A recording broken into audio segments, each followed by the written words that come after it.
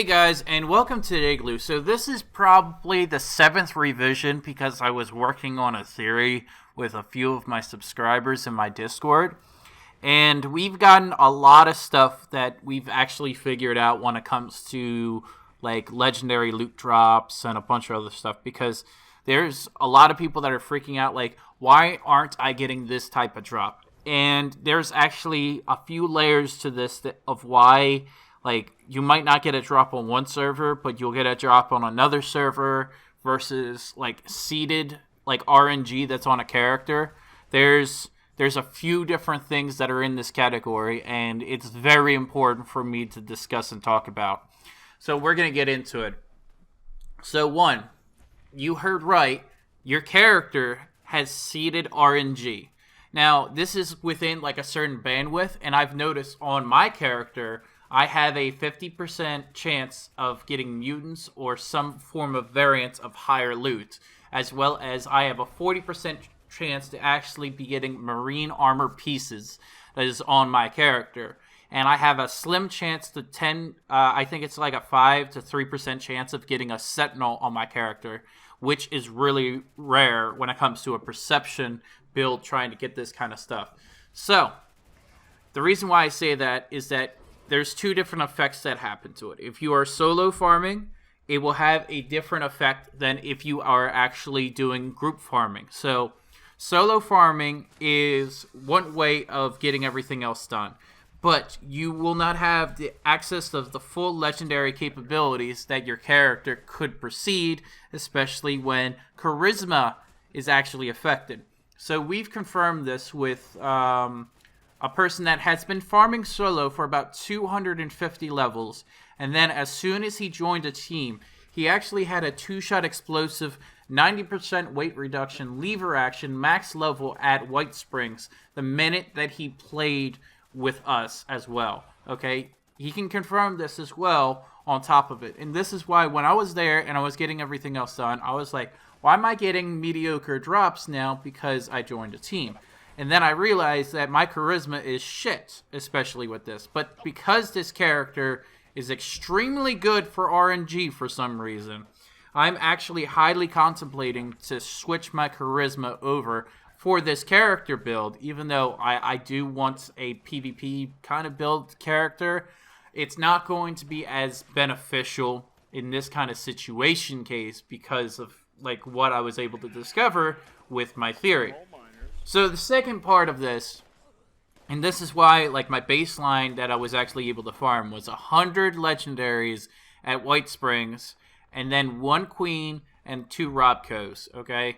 And this is another big important thing when it comes to that, is figuring out what type of like RNG that you're going to get. So your baseline to figure out what you will get for your character is that if you do 100 legendaries at White Springs, 1 queen, and 2 Robcos, it's a pretty decent sized data pool about generally of what you're going to be getting on that character. Otherwise, if it's pretty shit loot, I would switch to another character because there are going to be other legendaries that will be like that. Especially, I would be very considerate about doing all of that on one server as best as you can.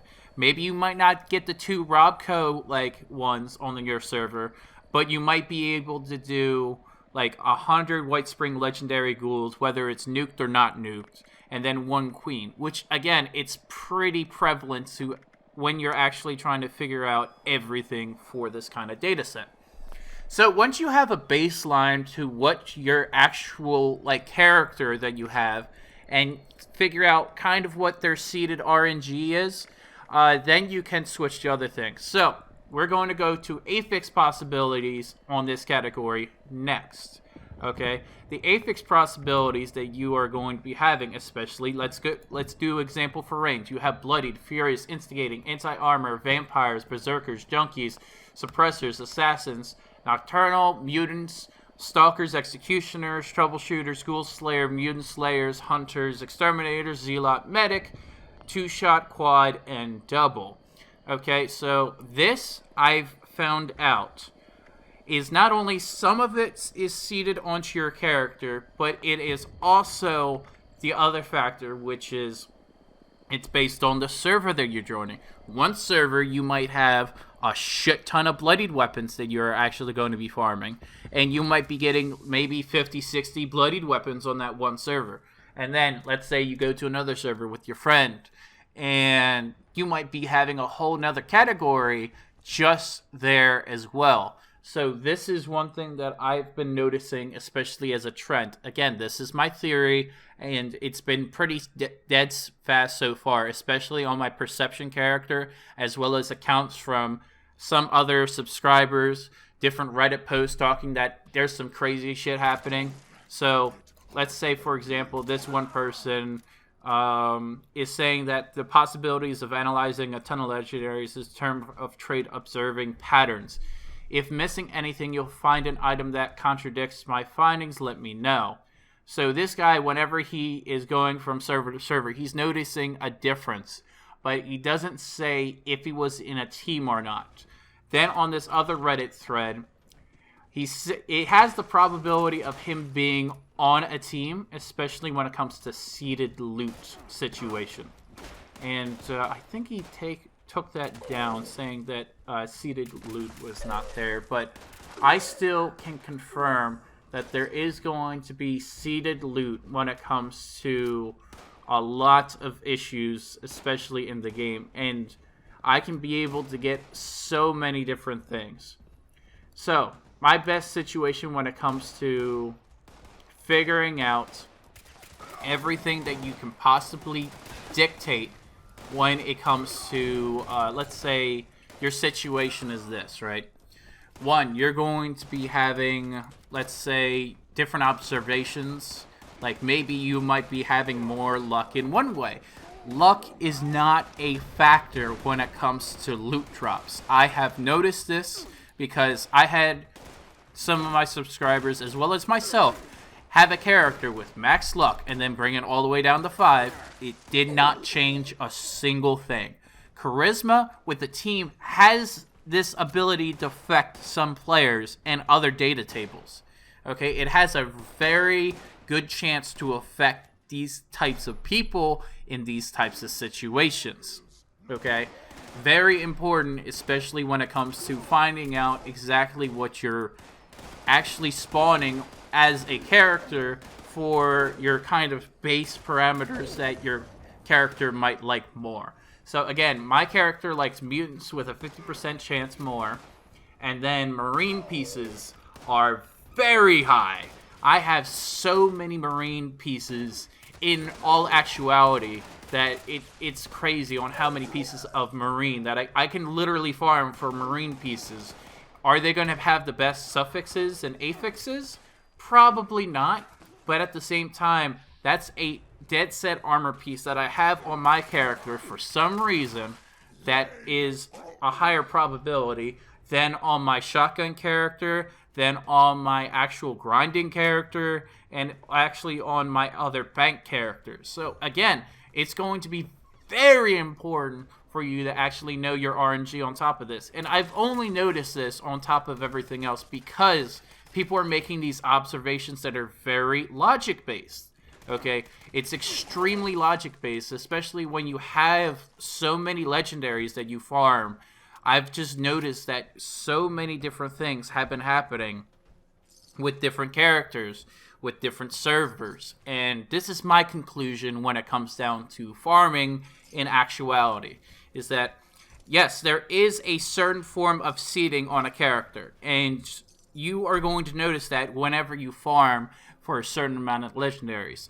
Also, the other thing that I have noticed more on top of it is that there's different data sets when it comes to, like, just big swaths of data. So, again, like, there's a lot of things that are in factor that we still don't know of everything, and this is why this is my main theory when it comes to legendaries of 3 stars, of 2 stars, of solo, of actually being there. And again, with the algorithm that is actually being retained to it, there's a certain form of data set that a lot of people have noticed. And again, it's based on the character once you launch it from default. It is not based on actual luck. It's not based on, like anything else except for maybe charisma with a group. And that's the only big derivative factor that I've actually found out, is that being with a group has a higher probability of giving you better legendaries if you have better charisma with a seeded better character. So if you guys like my findings and how I actually have done it, again, if you want to post your findings, post it in my Discord, okay, with my method, which is base template line, which is 100 legendaries at White Springs, 1 queen, and 1 to 2 Robcos on the same server if they spawn.